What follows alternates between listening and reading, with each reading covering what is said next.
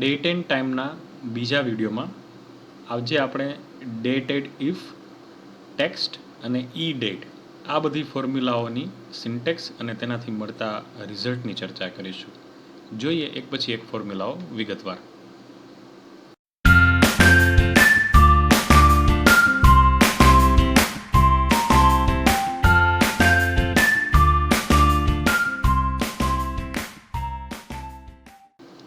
Screen ઉપર તમે જે રીતે જોઈ શકો છો, આપણે બે ડેટા અહીંયા લીધા છે, સ્ટાર્ટ ડેટ અને એન્ડ ડેટ. સ્ટાર્ટ ડેટ છે 1 જાન્યુઆરી 2012 અને એન્ડ ડેટ છે 12th of June 2014. ડેટેડ ડિફ એટલે આ ડેટ ડિફ નામનું ફંક્શન છે એ કઈ રીતે ઉપયોગી છે એ જોઈએ કે જ્યારે આપણે કોઈ બે યર વચ્ચેનો ડિફરન્સ જોતો હોય, કોઈ બે મંથ વચ્ચેનો ડિફરન્સ જોતો હોય, અથવા તો સ્ટાર્ટ ડેટ અને એન્ડ ડેટ વચ્ચે કેટલા દિવસો છે એનો ડિફરન્સ જોતો હોય, તો એ તમને સીધું ન્યુમેરિકલ ફોર્મેટમાં રિટર્ન કરી આપે છે એક્સેલ. ફોર્મેટ શું રહેશે તો અહીંયા જોઈ શકો છો તમે 1 જાન્યુઆરી 2012 અને 12 જૂન 2014. તો ડેટેડ ડિફ પ્રથમ આવશે સ્ટાર્ટ ડેટ B12, આજે આપણે આ સેલનું એડ્રેસ અહીંયા લીધેલું છે તે B13. ત્યારબાદ ઇન્વર્ટેડ કોમોમાં વાય લખીશું. હવે આ વાય લખવાથી શું થશે એ જોઈએ. આ સિન્ટેક્સ એક યાદ રાખો, સ્ટાર્ટ, એન્ડ અને છેલ્લે ફોર્મેટ. તો તેનાથી એ તમને યરનો ડિફરન્સ આપશે. તો અહીંયા જો રિઝલ્ટ તમને મળી ગયું છે, આપણે ડેટેડ ડિફ કરીને આખું ફંક્શન લખ્યું છે અને યરનો ડિફરન્સ મળી ગયો છે. તો ડેટથી આ બે યરનો ડિફરન્સ છે કઈ રીતે, આ 2014 અને અહીંયા 2012, બરાબર છે. નેક્સ્ટ છે એ ડેટ ડિફનું જ બધા ફોર્મેટ આપણે એના વેરિયન્ટ્સ છે એ ડિસ્કસ કરીએ. તો નેક્સ્ટ છે એ મંથ કઈ રીતે આપણે આપે છે એ જોઈએ. આ બંને ડેટ વચ્ચે મંથ કેટલા છે એ જોવા હોય તો અહીંયા જે રીતે ઇન્વર્ટેડ કોમોમાં વાય લખેલું હતું, વાય ફોર યર, તો અહીંયા મંથ ફોર એમ લખી નાખવાનું છે. તો એ તમને ડિફરન્સ શું આપશે, સ્ટાર્ટ ડેટ, એન્ડ ડેટ અને મંથ. તો એ તમને આપશે 29. આ બંને વચ્ચે મંથનો ડિફરન્સ કેટલો છે તો કે 29 મહિનાનો. સેમ વે જ્યારે દિવસનો ડિફરન્સ જોતો હોય સ્ટાર્ટ ડેટ અને એન્ડ ડેટ વચ્ચે, તો આ વેરિયન્ટ છે ડેટેડ ડિફ કરી સ્ટાર્ટ ડેટ, એન્ડ ડેટ અને ઇન્વર્ટેડ કોમામાં ડી. તો આ બંને વચ્ચેનો ડિફરન્સ કેટલો આવે છે 893. તો એ ડેઝનો ડિફરન્સ મળી ગયો છે. હવે આપણે જે પહેલું ફોર્મેટ જોયું ઇન્વર્ટેડ કોમામાં વાય લખીએ, તો એ એજ કેલ્ક્યુલેશન ક્યારેક કરવી હોય તો એમાં ખાસ ઉપયોગી છે એજ કેલ્ક્યુલેશન ઇન યર્સ. તમારે અહીંયા કોઈ ધારો કે નામ લખીને બર્થ ડેટ લખી નાખી હોય, બરાબર છે, તો એ તમારે જે અહીંયા જોવું હોય તો એ સીધું તમે અહીંયા જુઓ છો કે ભાઈ 12 જાન્યુઆરી 2014ના રોજ જે તે વ્યક્તિ, જે તે પર્સન એ 34 વર્ષનો હશે, રાઈટ.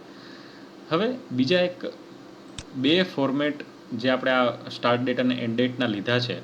હવે એમાં જ્યારે તમારે કોઈ બે ડેટ વચ્ચે જ્યારે તમારે કોઈ યરનો ડિફરન્સ ખાલી શોધવો હોય અને એમાં મંથ ઇગ્નોર કરવા હોય તો કઈ રીતે જોઈ શકાય. એટલે ઇગ્નોર યર, આપણે આ બે વચ્ચેનું યર ઇગ્નોર કરવું છે. અત્યારે આ બે વચ્ચે ખાલી આ જાન્યુઆરી અને જૂન વચ્ચે આપણે તો દેખીતો ડિફરન્સ ખ્યાલ જ છે કે જાન્યુઆરી પછી આ બંને વચ્ચે 5 મહિનાનો ગેપ છે, બરાબર છે. યર આપણે ઇગ્નોર કરીએ છીએ અને જાન્યુઆરી અને જૂન વચ્ચે 5 મહિનાનો ડિફરન્સ છે. તો એ કઈ રીતે ફોર્મ્યુલામાં લખી શકાય, તો datedif, start date, end date અને ઇન્વર્ટેડ કોમામાં જે વસ્તુ ઇગ્નોર કરવી છે એ પહેલાં લખવી પડશે. એટલે વાય પહેલાં લખ્યો છે આપણે, અને આપણે જોઈએ છે શું તો કે મંથનો ડિફરન્સ જોઈએ છે. તો આપણે અહીંયા જુઓ છો તમે રિઝલ્ટ શું આવશે, 5 જાન્યુઆરી અને જૂન વચ્ચે 5 મહિનાનો ડિફરન્સ છે, દેખીતી વાત છે.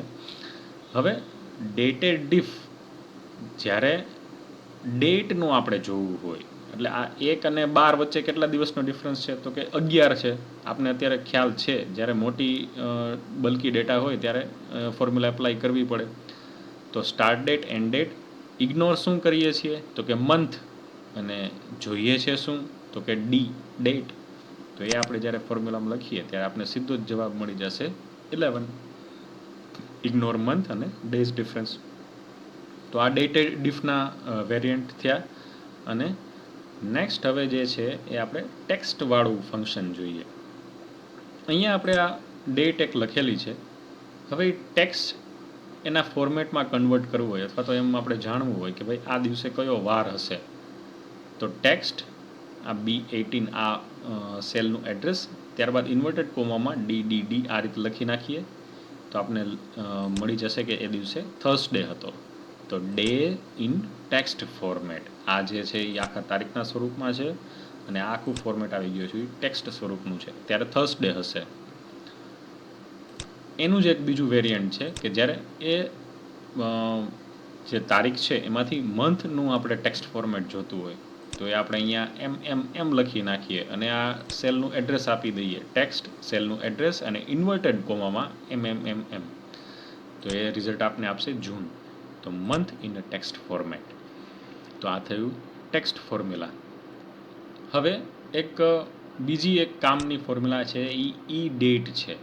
ઈ ડેટ એટલે કઈ રીતે, તો કે જ્યારે તમે કોઈ એક ડેટ સ્ટાર્ટ ડેટ આપેલી છે, હવે એમાં ખાલી એક મંથ એડ કરવા છે કે ભાઈ 12 જાન્યુઆરીમાં 5 મંથ એડ કરીએ અથવા તો 2 મંથ એડ કરીએ તો પછી રિઝલ્ટન્ટ ફોર્મ્યુલા શું આવે અથવા રિઝલ્ટન્ટ ડેટ શું આવે, તો કે આ ઈ ડેટ ફંક્શન લખી નાખવાનું, ત્યારબાદ B21 એટલે જે આ સ્ટાર્ટ ડેટ છે એ, અને જ્યારે સેકન્ડ આવે છે એ કયું આપવાનું, તો કે ન્યુમેરિકલ ફોર્મેટમાં તમે જ્યારે લખેલું હોય કે ભાઈ મારે 12 મંથ એડ કરવા છે તો મારે 2 મંથ એડ કરવા છે તો તેનું એડ્રેસ આપો. તો અહીંયા number of month to be added એટલે B22 આપણે આ આપ્યું છે. તો આ રીતે ફોર્મ્યુલા લખશું ત્યારે શું જવાબ આવશે, 12 ઓગસ્ટ 2014. 12 જૂન પછી 2 મહિના એડ કરીએ તો 12 ઓગસ્ટ 2014 આવે. એટલે આપણે અહીં ડિસ્ક્રિપ્શનમાં લખી શકીએ કે add number of months to start date.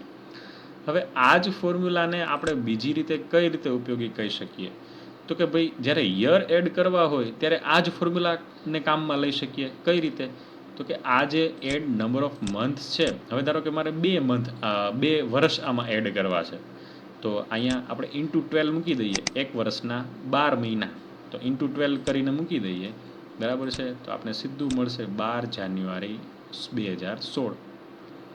Start date તો એમનેમ રહેશે, નંબર ઓફ મંથ્સ પણ એમનેમ રહેશે, પણ 2 મંથ એડ કરીએ, 2 વર્ષ એડ કરવા હોય તો ઇન્ટુ 12 કરી નાખીએ એટલે 2 વર્ષ પણ એડ થઈ જશે. તો આપણે 12 જાન્યુઆરી 2016 add the number of years to start date.